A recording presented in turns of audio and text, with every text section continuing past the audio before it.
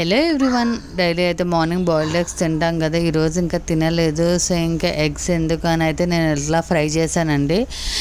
Already curry వచ్చేసి పప్పు ఉంది. సో ఇంకా దానికి కాంబినేషన్ ఈ రెసిపీ అయితే సూపర్ ఉంటుంది. కొంచెం ఆయిల్ యాడ్ చేసుకుని బాయిల్ చేసిన ఎగ్స్ని అయితే కట్ చేసుకుని ఇలా ఫ్రై చేసుకోవాలండి. మోస్ట్లీ ఎగ్ని అయితే ఇలా కట్ చేసుకోండి, లేకపోతే ఫుల్ ఎగ్ అయితే నాట్స్ పెట్టుకోండి, లేకపోతే కొంచెం పేలుతాయండి. సో చూసుకుని అయితే ఫ్రై చేసుకోండి. సో ఇంకా కొంచెం ఫ్రై అయినాక నేను వచ్చేసి అయితే ఉప్పు, కారం, పెప్పర్ పౌడర్, ధనియాల పౌడర్ వేసిన తర్వాత లాస్ట్లో కొంచెం కరివేపాకు అయితే యాడ్ చేశానండి. ఇది ఇలా తినేసినా బాగుంటుంది, లేకపోతే దేనికైనా పప్పు అలాంటి కాంబినేషన్ అయితే సూపర్ ఉంటుందండి. సో నెక్స్ట్ ఇంకా మార్నింగ్ వచ్చేసి బీట్రూట్ జ్యూస్ అవి తాగుతాం కదా. సో ఇక్కడ అది కూడా అయితే ప్రిపేర్ చేసేస్తున్నానండి.